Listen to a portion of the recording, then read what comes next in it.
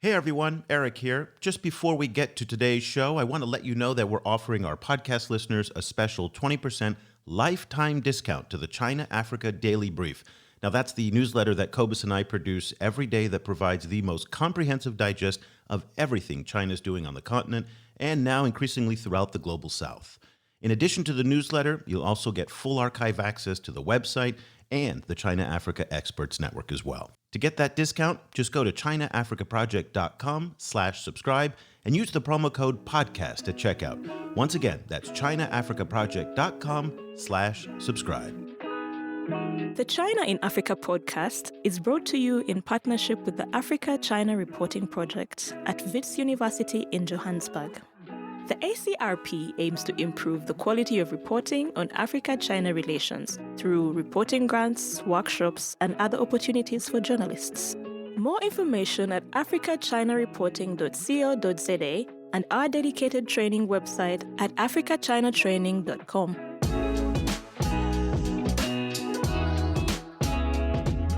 Hello and welcome to another edition of the China in Africa podcast, a proud member of the Sinica Network from SupChina.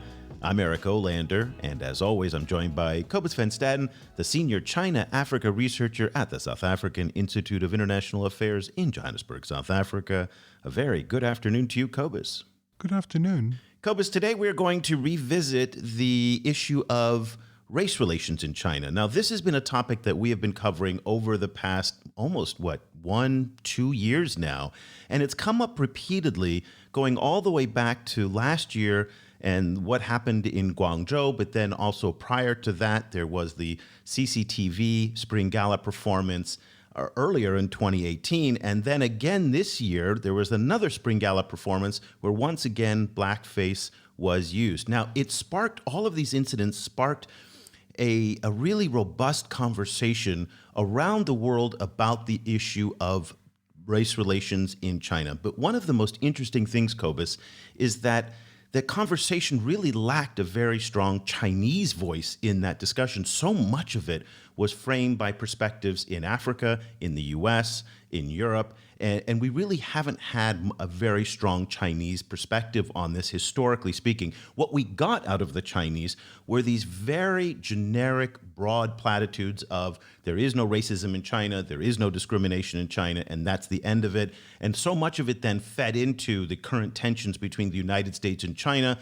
the Chinese government suggesting that the United States and Western media was trying to drive a wedge between China and Africa. And of course, that then brought the conversation to a standstill. So today what we're going to do is we're going to talk about China-Black relations, but from a very different perspective. But Cobus, the conversation today, as far as you have seen it so far, and the discourse that we've seen today, hasn't really, again, accentuated some of the deep historical context that's been missing from this discussion.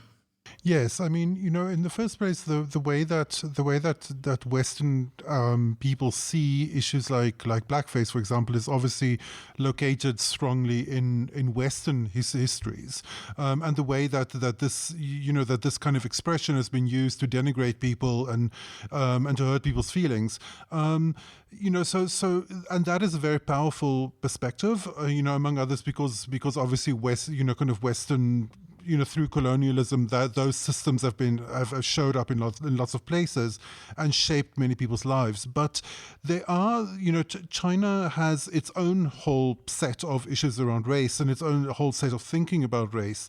And I think it becomes very easy for the one to kind of cover over the other one. We wanted to get a deeper perspective on this, more than what we've seen to date. And last August, there was a post that was published on the Chinese social media network Weibo, which talked about anti-Black racism on the Chinese social media network Weibo. And it was a very in-depth analysis of all of the virulent, nasty, disgusting anti-Black racism that has been allowed to flourish on this particular social media network. And it's fascinating because it generated an enormous response online. It was written by a group of anonymous scholars. Now, these scholars went unnamed in part because they were concerned about retribution online. And Chinese social media is, like, I guess, pretty much everywhere, a very, very tough place to be. And so these scholars were concerned that if they published their names or their affiliations or their institutions, that they would suffer severe consequences. Later, that same group of scholars then published a condensed version of that report in English on our website, and you can find it in the show notes. Again, it's entitled Anti-Black Racism on the Chinese social media network Weibo. And we have invited a group, the scholars in various forms you're going to hear today in the show, to join us. Now, because of concerns about their security and their safety, we have respected their request to keep them anonymous. So all of the voices today from the various scholars that you're going to hear on this project are anonymous for their own safety, and not because of political reasons in China, but again, concern about retribution from trolls and from the mob online. So we have Scholar 1 and Scholar 2. Scholar 1 is our female guest who joins us on the line. A very good evening to you, Scholar 1. Good evening to you, Eric, and good afternoon, Cobus. Thank you for inviting me. And Scholar 2, a very good evening to you as well. Thank you so much for joining us. Good evening. Yeah, it's very nice to have such a conversation. We're going to get into a lot of detail on this, and we have a lot of great perspectives from scholars from around the world in China and in other countries who have contributed and participated in this research project that you posted on Weibo. We're going to get your perspective. I think it's very important that we put the Chinese government position up first so that we can just really dispatch it. And so we want to make sure that we get it on the record. So this was an interview by Li Nan, the chargé d'affaires at the Chinese embassy in South Africa, who was commenting on what happened in Guangzhou last year during an interview with South Africa's public broadcaster, SABC. And here he kind of repeated the oft-stated position of the Chinese government regarding discrimination and allegations of racism in China. And it's very important that we just kind of set this as a benchmark. I want to make China's government's position very clear. That is, all foreign nationals in China are treated as equals. China rejects any differential treatment of them and also has zero tolerance for discrimination in any form. Okay, we've heard that line a lot. That is, in fact, where most of the discussion on the Chinese side in these debates kind of began and ended. And that's one of the reasons that when we heard the discussions following the Spring Galas, following Guangzhou, they were very much dominated by narratives on race shaped in the US, Europe, and in Africa. And in part, we didn't hear much from what was going on in China. So, Scholar 1, let's start with you. And I think before we get into our conversation on some of the details about Black Chinese race issues and also anti-Black racism in China and on Weibo, can you just, for our listeners who are not familiar with Weibo, give us a brief introduction about what this social media platform is? How does it fit within the matrix of all of the dozens and dozens of different social media platforms that are in China and how people in China use it? Just give us a brief introduction to Weibo. I think the Weibo is more like the Twitter in the foreign countries, and it's similar in the format that you have a limitation of how many characters you can send each time. So there's less kind of like in-depth things like a blog or a long post sort of thing, and it has like a lot of users in China. So I don't remember the exact number, but I think the majority of the population would use it. Instead of comparing to WeChat, which is more like for WhatsApp sort of like, and also combined with other functionalities, Weibo is more just for like a discussion online. And Scholar 2, before we get into we're going to get into the details. And Cobus, I want to make sure that you get your perspective here. But Scholar 2, can you give us an introduction to the paper that you wrote last August about anti-Black racism on Chinese social media and on Weibo in particular, and give us the highlights of what you found in that research project with your colleagues? Yes, we actually began to write the article after we try to track the behavior of those let me call them right-wing netizen or online racist Weibo users, and we use the crawlers, the open source crawlers, to grab their data and use them to do our analysis and further research. And so I cooperate with the Scholar One to finish this article, and we would like to publish it online and to have some influence to raise the consciousness of the public, to make them realize the problem is serious and we have to do something about it.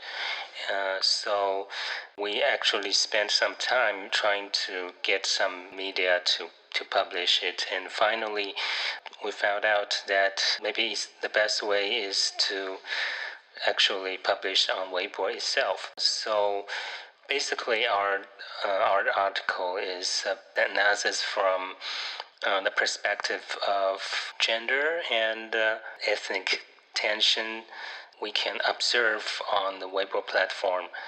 So actually, we gave a brief overview of how these right-wing racists their accounts, how they operate on the Weibo, and what their discourse is like. Can you, Scholar 2, can you give us an idea of what number, like roughly what number of accounts are involved? You know, obviously Weibo is a very big platform. So you know, like are we talking about a very small percentage of Weibo users, or are some of these issues cropping up among larger numbers of them? Actually, I think maybe a much more larger numbers of accounts are having these racist attitudes, but for our analysis, we found that about 63 accounts, which is the most devoted racists in this perspective, that they've spent the most of their energy doing this online hate speech and their attack on Africans and Muslims, etc. So actually, the number is about 60 to 70 accounts. Wow, that's not many. I would have expected it to be much more than that, but I guess it really highlights the fact that it doesn't take a lot for these messages to go viral, because I remember last year, or was it the year before, there was a discussion about the new permanent residency law that the Chinese government was putting online and asking for comment. It was a rather unusual statement because we don't actually hear the Chinese government often asking the public for their input on proposed laws. There was no reference whatsoever to Black people or Africans, and yet the discussion shifted to just awful racism and just, again, nasty comments that came out from people focused on Black people and Africans. So again, it just seemed more than just the 60 or 70, but I guess it also goes to the point that we want to emphasize as a disclaimer here that, again, what happens on extreme social media is not necessarily reflective of the society as a whole. That is the same in the United States, it's the same in Europe, it's the same in Africa, and it's the same in China. So I think that's a very important context before we get too deep into our discussion. What we're going to do now for the rest of the program is that Scholar 1 and Scholar 2 have also worked with scholars around the world on this initiative, and they reached out to those various scholars to share some of their input and their thoughts on some of these issues. And it's absolutely fascinating. We're just going to run through a bunch of them. I've got 5 or 6 lined up here for you to listen to, and we're going to use that to shape our discussion. Okay, this first perspective, and there's no order that we're going to run these in, comes from a scholar who raises the critical issue that so much of the framing of race issues in China and elsewhere are often based on U.S. and to some extent even European experiences, which is not always very constructive in these debates. And we saw this in the aftermath of the Spring Gala and the 2021 Spring Gala show, where there were discussions on Clubhouse, there were discussions online, and again, so much of it was framed in a U.S.-European context. That's absolutely 100% understandable, given that people see this from their own historical experience. However, as you'll hear from this particular scholar, she really doesn't feel that that is helpful at all to understanding the situation in China, and here she explains why. Global discussions of racism are often US-centric. This is problematic in that, first, experiences of racism specific to the US don't necessarily translate to other societies. And secondly, this US-centrism often leads to people elsewhere, like in Europe or in China, saying this is an American problem, or in the European case, a problem of the past, and thereby creating a sense of innocence in the construction of the national self-image. Now, coming back to the Chinese context, issues of race and racism in relation to contemporary Chinese society are unfortunately rather understudied, even though racial discourse and imaginations of the global racial hierarchy were really crucial to the construction of Chinese national identity as a term of the 20th century. For example, the connection between national identity and the idea of the yellow race is still a very popular reference in media and public discourse, as well as in popular culture.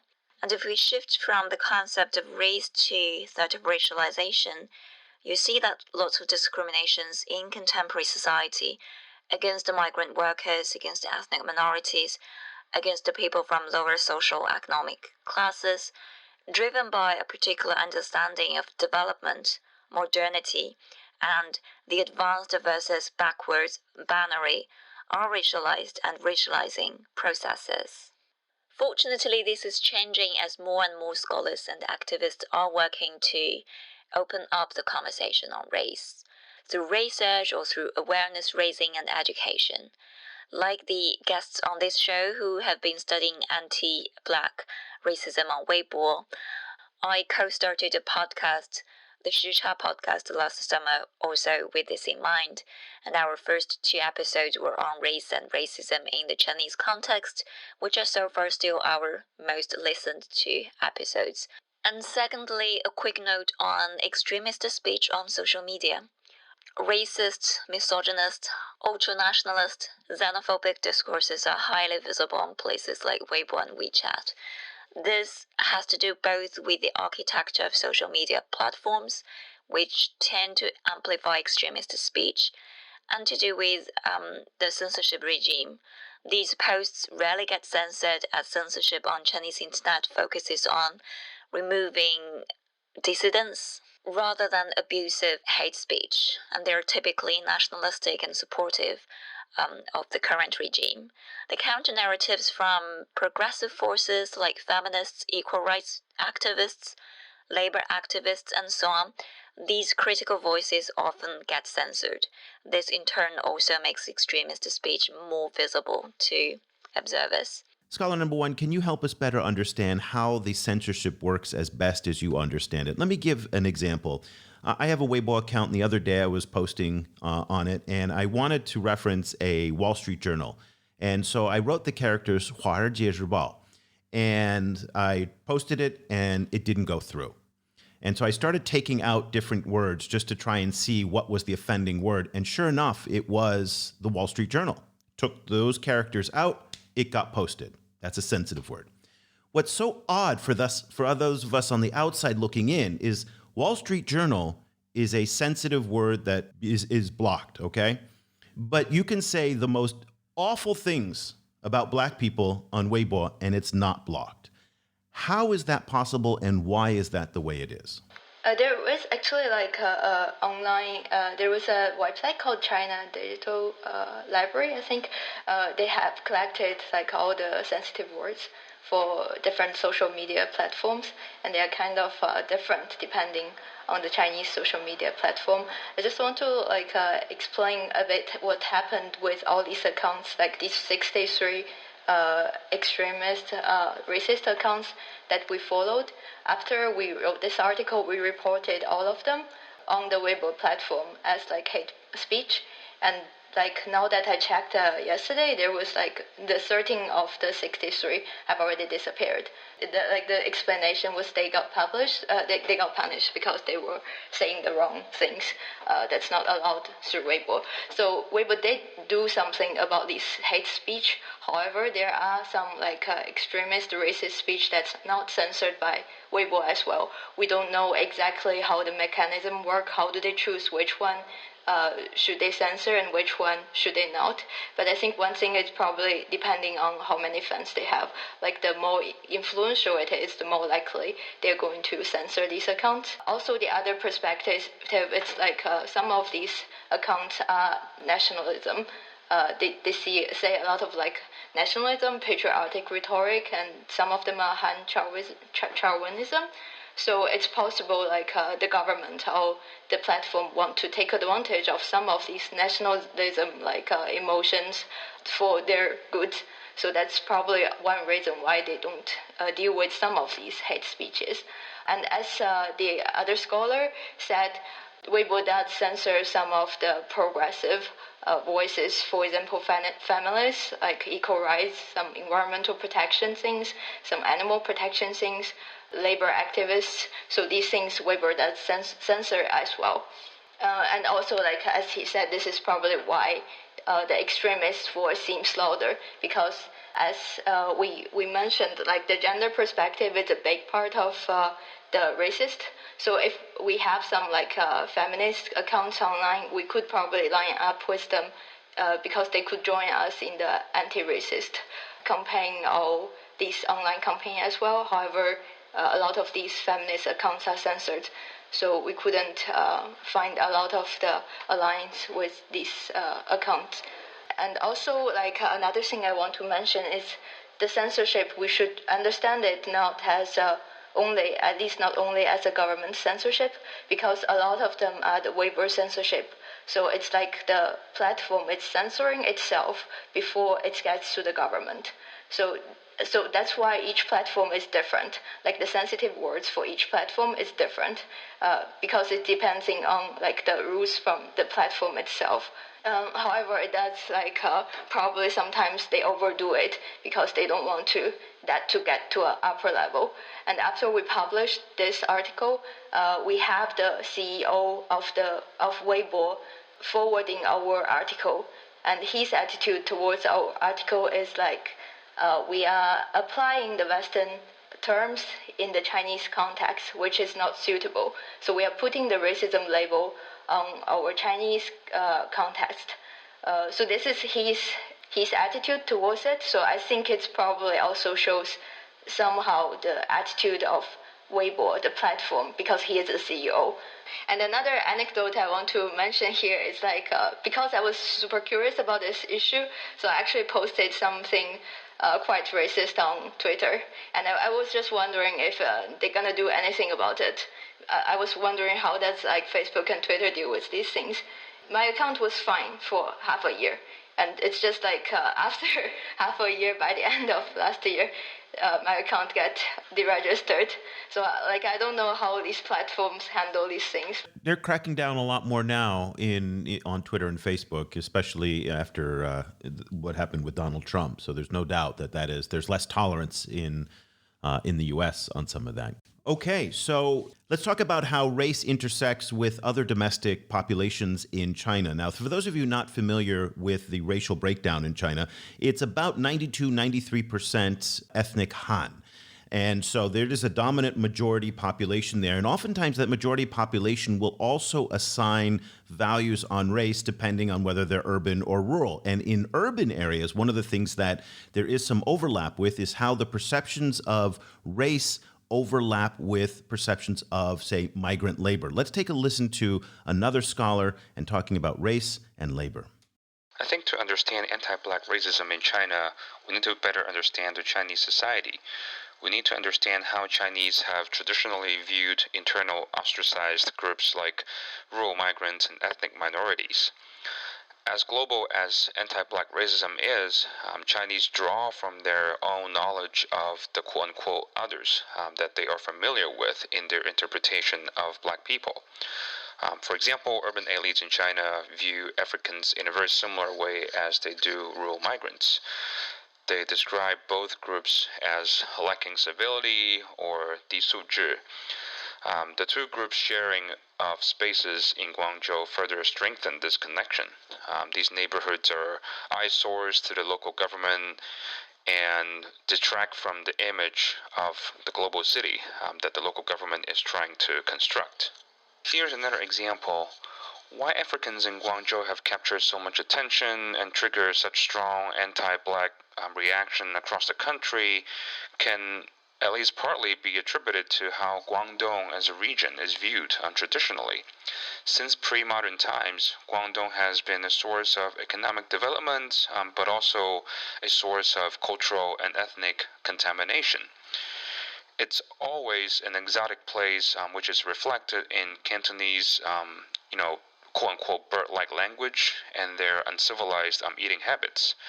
How people back in 2003 blamed SARS on Cantonese eating wild game was a good example. This understanding of the region fused seamlessly with global racial stereotypes of Africa and Africans. Africans are often portrayed as carriers of diseases and bringing chaos and degeneration to a culture. So Africans in Guangzhou not only invoke Chinese fear/hate of Africans constructed by globally circulated racial stereotypes, but also valorize Chinese long-held fear of Guangdong as a source of contamination. So ultimately, I think it partly boils down to Chinese lack of understanding of diversity. China has always been a very diverse country, culturally, linguistically, and ethnically. But Chinese tend to think diversity is simply about, for example, Shanghainese loving Sichuan food, or Chinese appreciating black athletes, or enjoying dances by smiling ethnic minorities. That's why we have yet another gaffe in the Spring Festival Gala this year. But diversity is about letting non-dominant groups speak, not reducing them to cultural products to be consumed or speaking for them.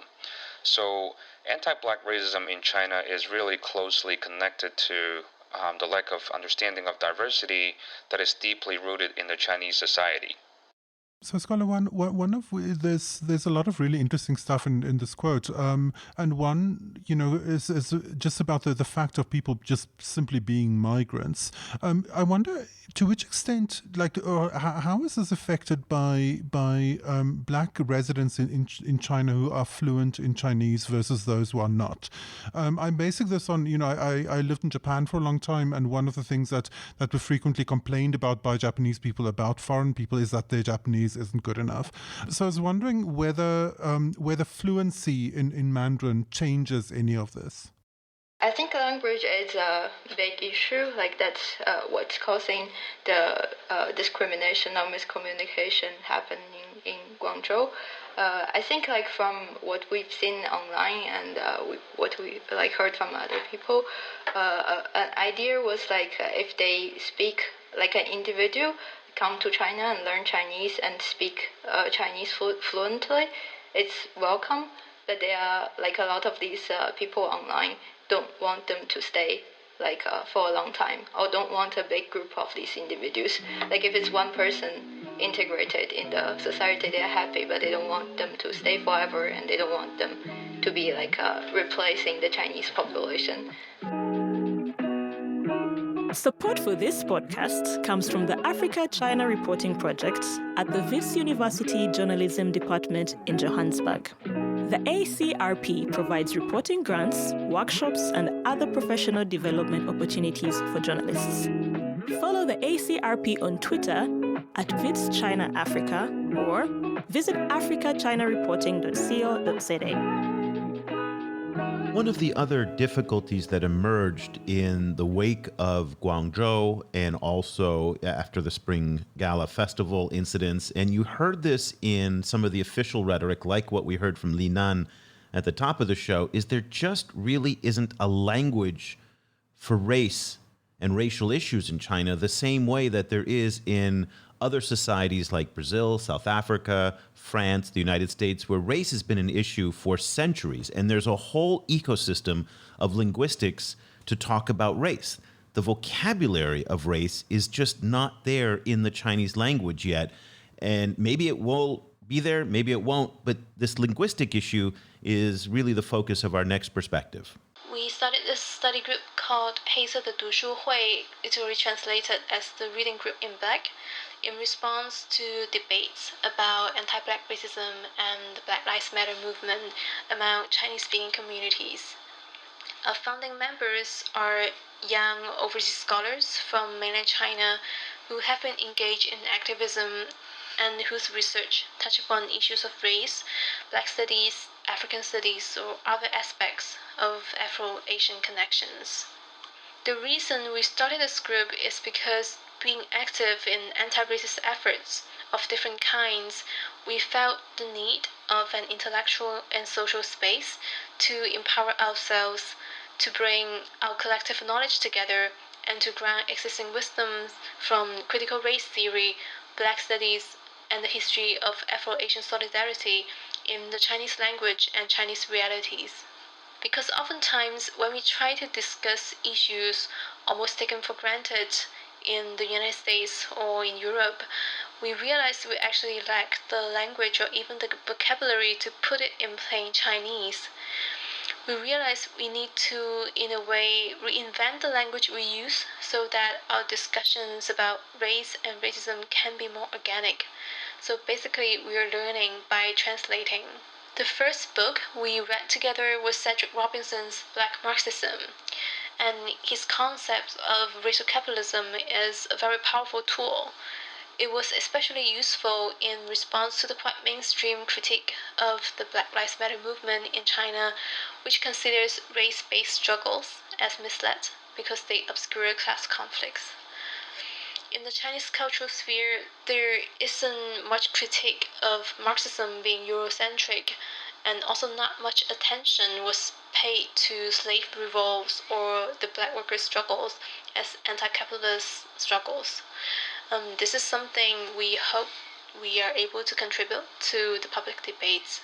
Other books we read include Saidiya Hartman's Scenes of Subjection, Vijay Prashad's The Darker Nations, and Ashim Manbei's Critique of Black Reasons, among others. We nominate these books ourselves, and we take turns to present what we read and ask questions we had while reading, and to take notes of our discussion. What we strive for is a kind of academic activism in which we invest in each other in the process of reading, thinking, and sharing, in the hope that this collective labor will benefit the anti-racist cause in whichever discipline we are situated.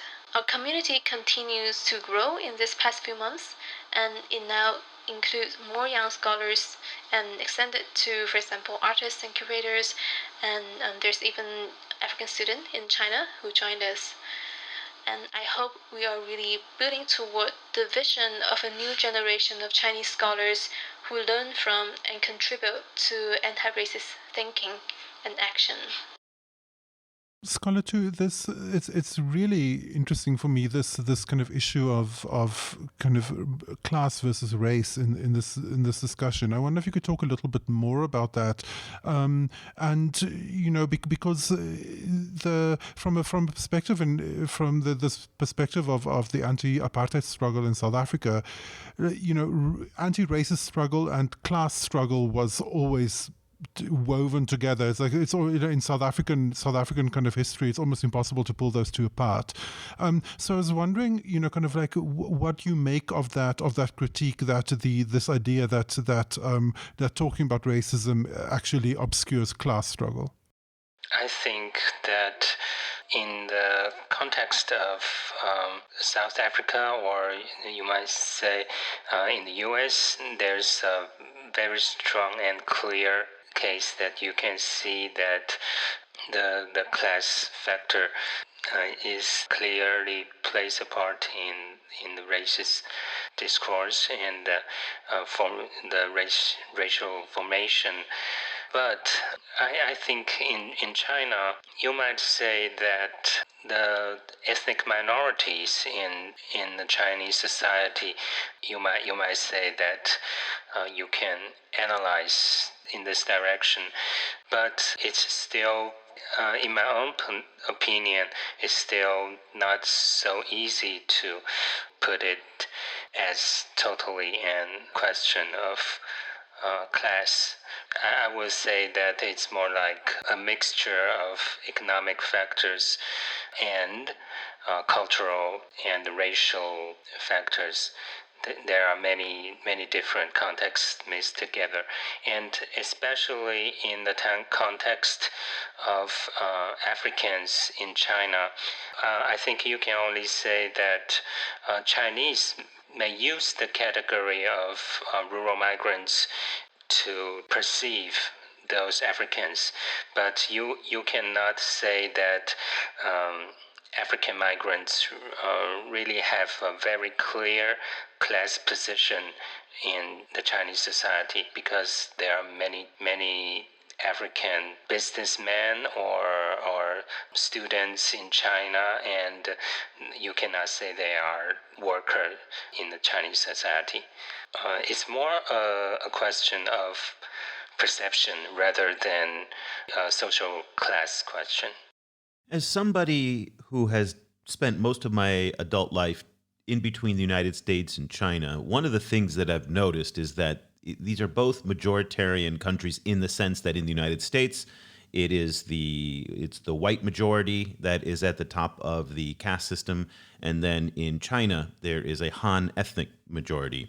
And one of the things that's interesting, and you heard this from Donald Trump quite a bit, Donald Trump would often say that he is the least racist person in the world. And you often will meet white people in the United States who will vote on policies and for candidates who are very much racist, or they want to protect the caste system the way it has been for hundreds of years.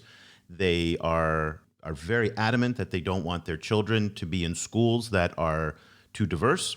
And yet they will tell you with a straight face that they are not racist at all. In fact, that is one of the most hurtful insults that you can put to almost any American. And it's kind of surreal. And I find that in China, there's a very similar conversation. And it has to do with the fact that oftentimes when you are not exposed to people of different religion, ethnicities, you know, all of the different diversity that's out there, then you think it's normal what you think. And this is the perspective of our next scholar. The word racism never struck me before the first time I studied outside China. Clicking the box of Asian under the race in hundreds of forms, I have never really thought deep about why there need to be such categories to divide people with their race, and why it is always such a big deal when it comes to race. I can never say enough about how fortunate and privileged I am to be the majority and so-called the first-class citizens in the country. I spent 2 years studying in an international high school in India. The school has students from more than 80 different countries. It is the first time I feel I'm different from the others. My friend, a brown girl, was born and raised in Kenya. She once told me how her family was forced to move out from Kenya just because of their race. She, being brown, threw her out of her own country. I was so shocked and frightened when I heard the story. My country is always the safest place for me to be. I couldn't help thinking how it is like to be never accepted or recognized just because the way you look is different. The word racism, discrimination are so easy to say, but it was so much heavier when it actually falls onto individuals. Sadly, racism is not a very well discussed topic in China. In April last year, during the pandemic, I participated in assignment Li, helping the foreigners, especially the Africans who were forced into quarantine in my city, Guangzhou. It brought my attention to the African community here. Suffering from finance, accommodations, and visa problems, being in a foreign land during pandemic is definitely not easy. Living in such harsh conditions, people in the city pay little or even no attention. Hey Gui, a word with insulting connotation, was always heard when I tried to bring up the topic with my family. All they can see and think is how the foreigners ruin the city, crowd the traffic, and dirty the area they live in. There was time I was curious why we just don't talk about race. The superficial conclusion I arrive at is the lack of empathy. It's difficult to ask people to think when they never come across the terrible outcomes of ignorance. We live in a country dominated by one race. The difference in race is no need to be highlighted in our history and education. Being Asian plays minor influence in our everyday life, not witnessing or experiencing. The topic of race definitely and slowly drifted away. There are definitely great value in raising awareness of racism in China. But I also understand it would take a long time for people here to really start to think and care. Celebrating the variety and difference begins from realizing who we are and what we are. Only when we truly feel the difference and understand what it meant for us to be Asian will we begin to think deep about the role of race plays in the world. It's interesting for me how there's such a strong division between the experiences of people who've traveled overseas or lived or studied overseas and those who are in China. Do you feel that that's a big dividing line that you're also seeing in the study, that people who have more experience of being in more mixed environments and also the experience of being a minority somewhere else, that they are generally more sympathetic to the situation faced by migrants in China? Yeah, I would agree with that. I think a lot of the people who are not exposed to a diverse cultural environment in China, like the same with most how our Chinese young people grow up, we are in a very Han majority environment, never met any minority groups or like people of other race. It's very difficult for us to have like sensitivity for the racial issues. Like during our volunteer activity during the Guangzhou incident, there was a group of volunteers starting a concert, and all of the people who joined them are Chinese who have never been to African countries, probably never overseas, but they just want to help out. At that time, there was an issue that they developed a poster for African concert, which is made of savanna and trees and animals. This is just their impression of Africa from like what we are exposed to in media in general. But they have a good will, like they want to help out, to help the communication between the Chinese and the Africans in Guangzhou. But this poster offended the African community in Guangzhou a lot because they think this means like Africans are barbaric or backward. This is what this poster means. So there was a big conflict in the group at that time. So just to highlight that it's very difficult to have this kind of racial sensitivity if you are growing up in a very mono-ethnic country or region where you don't have a very diverse environment. Let's pick up on that theme in part because the COVID-19 pandemic in many ways has exacerbated that situation. I mean, some of the racial animosity, the ignorance, the misunderstandings between Chinese and Black people. And it's very important to say that it's Black people because it wasn't just Africans that were victims of discrimination in Guangzhou. Also African Americans also suffered as well. So it wasn't just Africans, a very important distinction to make there. You know, and this question of what happened in Guangzhou and possibly elsewhere has really been further exacerbated by the fact that there's been a lot less day-to-day interaction between people. People have been at home a lot more over the past year. There's been a dramatic downturn in the amount of travel between the two regions, between China and Africa. And it's much more difficult now for Africans to get a visa to come to China and also for them to overstay visas. And there was this gray area that Professor Roberto Castillo's talked about in the past, that quite a few African residents lived in this gray area, but because of some of the heightened controls now that are in place because of COVID-19 and also enhancements in Chinese technology, it is much more difficult to live in that legal gray area. So less interaction, according to our next perspective, and this is our last voice that we're going to have on the show here, has led to more extremism online, because if you just don't see people or you know people from those different backgrounds, it's really a lot easier to denigrate them on social media. I noticed some changes regarding discrimination and hate against Black people in China. especially during the corona outbreak in African community of Guangzhou. My friends and I initiated a volunteer activity to help Africans who were unable to receive social support during the outbreak. As we know, it was hard for them to find hotels or suitable houses because of China's strict community control measures and public prejudice. Some international news media have described this incident as institutional racism, thinking that the Chinese government is expelling black people, which is not the whole story. We communicated with some landlords, restaurant owners, police officers, and social workers at the time, and found that things were more complicated, many of which were caused by information asymmetry and lack of communication. I think the change that have taken place in Guangzhou or in Chinese social media is the disappearance of diversity.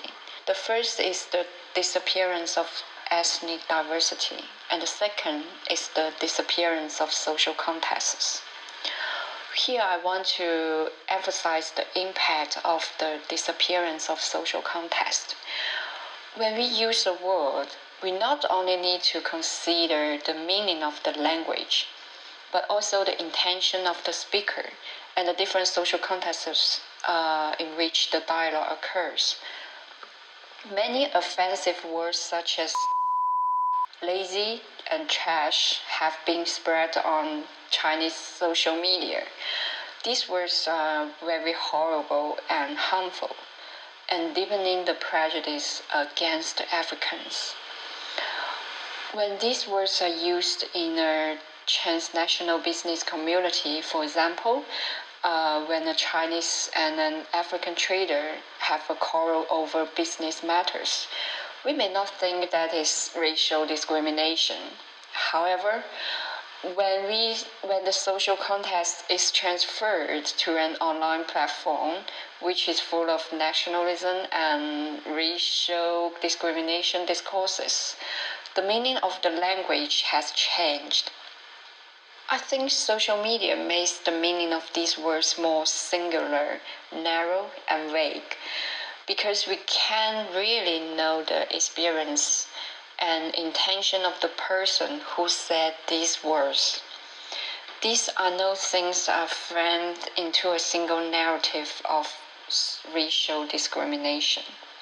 I think this kind of singularity is not enough to summarize and understand the complex social interactions and interpersonal relationships we live in.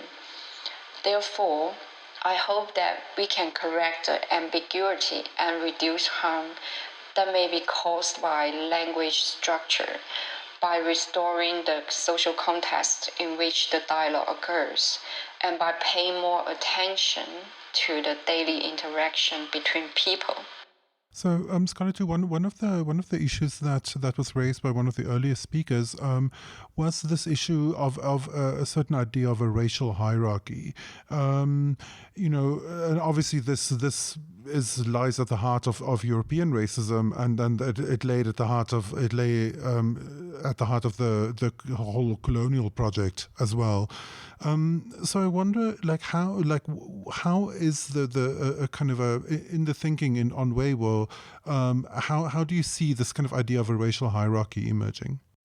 I would say that it really plays a major part in their thinking, I think.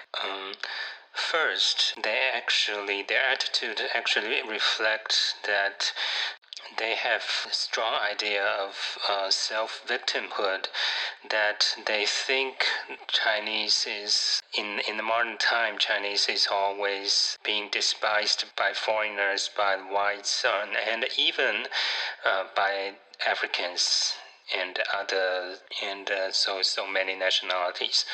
And so in their discourse, they always have a strong sense that Chinese and especially Han Chinese are the victims and are the most discriminated in the world.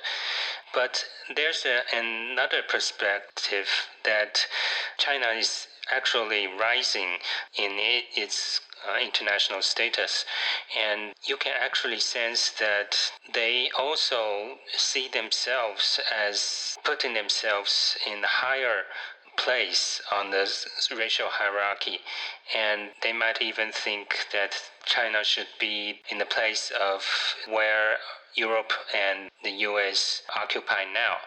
So they also adopt the perspective that Africans or other ethnicities like Muslims or even Southeast Asians are in the lower place on the social hierarchy, and the Chinese would be higher. So they have such a strange mixture of ambiguous idea of this social hierarchy. This is what I found the most strange and interesting when I observed their discourse. Scholar One, let's close out our discussion trying to bring all of this together. It's been actually a rather intense hour to think about all of these different concepts. And again, these are topics and a way of looking at race that personally, and someone who follows this very closely, I haven't seen very much in the discourse. Certainly in the mainstream media coverage of racial issues, it doesn't go anywhere near this deep. These have been some really insightful perspectives from the various scholars and yourselves, but help us now kind of try and tie this all together. What's the takeaway that you think people listening to this program who've listened to all the perspectives, they've heard what you've had to say, they're going to read your article either in Chinese on Weibo or in English on our website. What's the takeaway? I think one takeaway is just to understand like the racial issues in China is different from the US, for example, or European countries. So we have to like think about, for example, China as a monoethnic country or non-multiracial country. When you are like thinking about this issue, you have to put it under that framework. So that's one issue. The other, I think, like from our own perspectives, like we have been trying to push more of these anti-racism activities. Like we formed different WeChat groups and discussion groups. We are seeing more and more these new young people, the next generation. Some of them are like high school students, for example, trying to having a more progressive worldview and a more open mandate. They have a better understanding of the racial issues. Probably like the major cultural environment or the censorship regime, like these things in China is not going to change in the near future, and anti-discrimination like activism in China is not going to be very easy. But we can only hope we have like more and more of these enlightened individuals or more progressive individuals and can gradually influence more and more people. That's my take on that. The article is Anti-Black Racism on the Chinese social media network Weibo. It's on our website. We also have a link to the Chinese language version that is much, much more in-depth, written by our two scholars. Once again, just to repeat that the reason why we kept the names and identities of these two scholars and all of the scholars who participated in today's show anonymous is not for overtly political reasons, but because of what's called the human flesh search engine in China, which is the trolls and the mobs are very good at descending on people who they disagree with. And this race issue in particular has been quite volatile. So we respected the requests of Scholar 1 and Scholar 2 to protect their anonymity. So unfortunately, normally at the end of the show, we provide people with contact information and social media. We can't do that today.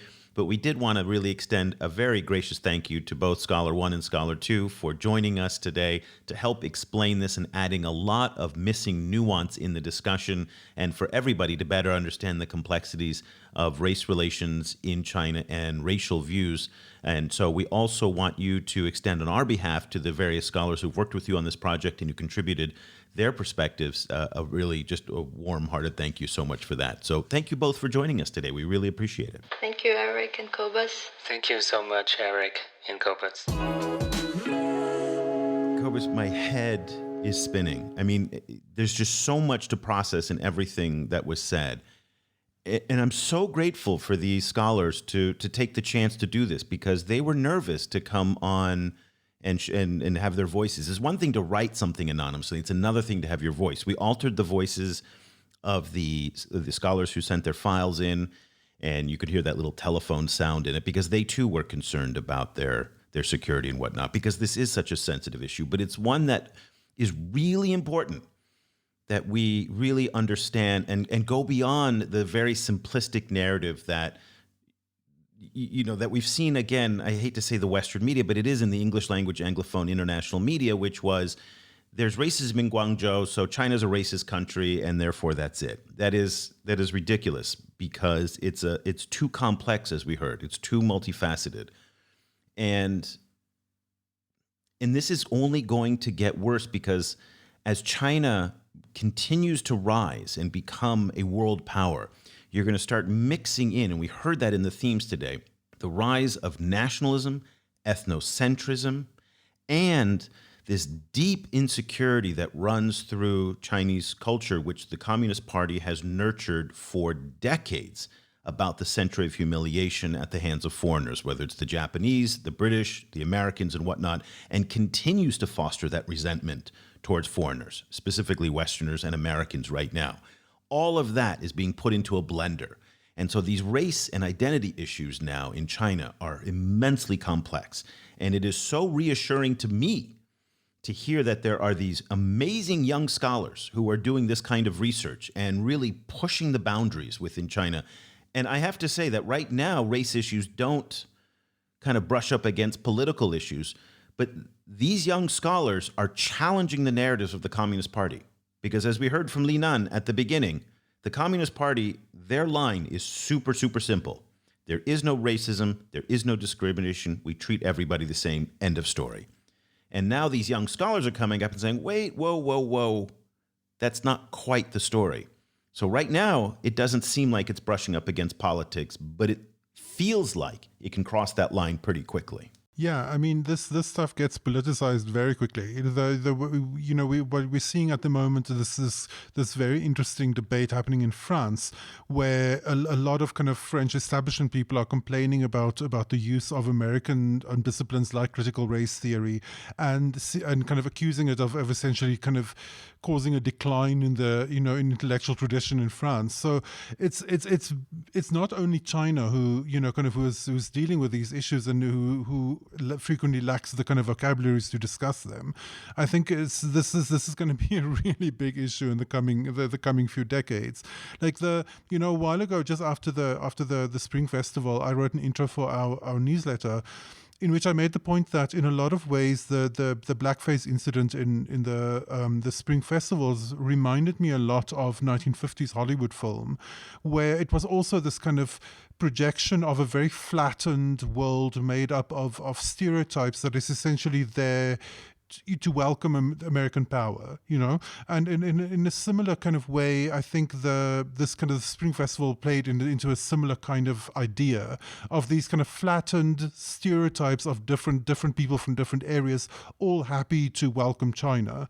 And like, I think the reality of the race discussion is that it's a lot more complicated than that. And as China grows as an international actor, I think it's high time to start reckoning with how complicated it is, because otherwise there's going to be trouble.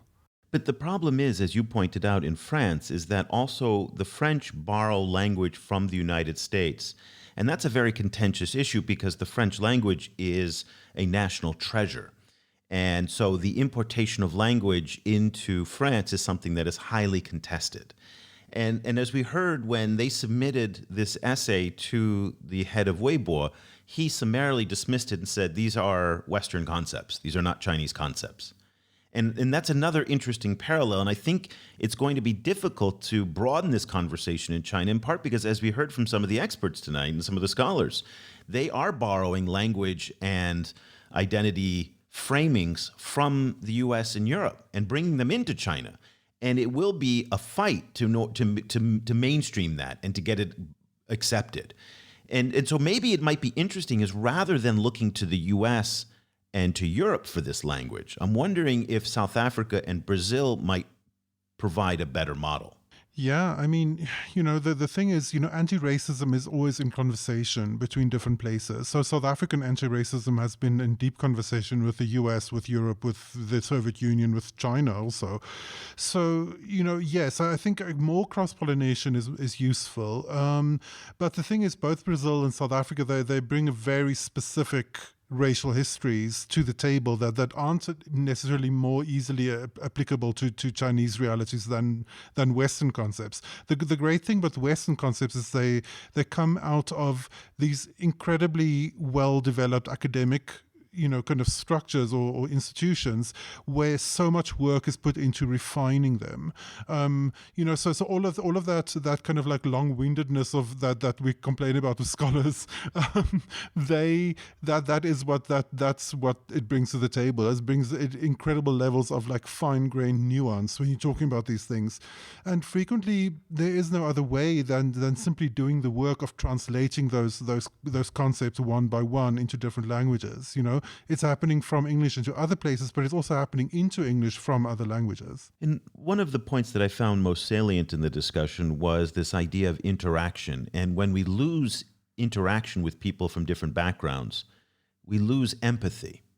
And this is something that we're seeing in the United States as well as, for example, healthcare and education and fitness and all of these activities that once brought us into a public space with other people are now being done in the home. So you don't have to go to the supermarket anymore. NetGrocer will bring your stuff to you, or Instacart will bring everything to you. You don't have to go to the gym anymore because you've got a Peloton at home. You don't need to go to the doctor because there's telehealth. You're not going to campus anymore because you're online with school. And even after the pandemic's done, a lot of these patterns may stay. And that will harden our attitudes. We're already seeing it to some extent. The fact that we don't interact with one another makes it easier to denigrate the other. That's also the case in China, where we're seeing the African population under considerable strain now in places like Guangzhou. The cost of living has been very high.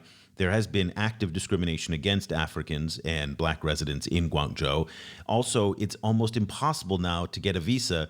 And the new regulations that are coming down says you have to get a Chinese vaccine in order to get a visa. And not everybody has access to Chinese vaccines. So if I want to go to China from here in Vietnam, I'll have to get a Chinese vaccine. They don't have Chinese vaccines in Vietnam. So will that prevent me from going? The point is there's going to be less interaction, less friction between different cultures. The friction, I mean, is just rubbing up against one another, where you have that communication. And everybody's going to be in their corner. So I'm not convinced that we're going into a happy period on this, because I have a feeling that because social media inherently amplifies extremism, and because we're not interacting with one another, it's easier to denigrate the other. So that might be the short-term prospects that we face. Yeah, I think you're right. I think we're going to see in the next few years a whole set of new kind of restrictive rules and apparatuses put up by different countries to try and kind of restrict how people move. And I think that's gonna kind of breed a whole new set of politics that we're gonna have to deal with. The thing with media, though, is that on the one hand, like I agree with you, social media does tend to favor these silos, but media as a whole is also an incredible repository of diversity. Like one of the I remember like being an early child, like a small child in apartheid South Africa, and American media was an incredible kind of vision of a different kind of world, media as a kind of as a resource for diversity, I think shouldn't be underestimated, and this is why things like diverse casting and so on is incredibly important. It's more important than simply representing one community to their country. It has transnational implications. Well, I hope you enjoyed the show today. It was a tough show to produce in the sense of trying to make sure the security was taken care of and bringing the ideas together and kind of weaving in all of these different kind of strains that do overlap with one another, but at the same time are not always connected. It's a tough subject, and it's one of the things that we're going to continue to try and bring, but we were so excited to be able to bring a more nuanced Chinese perspective on these race issues that we have felt has been missing from the discourse and the discussion. It's also one of the things that we're going to try as best as we can, because getting Chinese stakeholders now to speak publicly to the international media is next to impossible. We extend interview request after interview request after interview request to Chinese stakeholders of all kinds, and we're just turned down. And it's not just us. It's not because of the China-Africa project. It's because they don't want to speak to foreign and international media. So my journalist friends who work for mainstream publications say the same thing.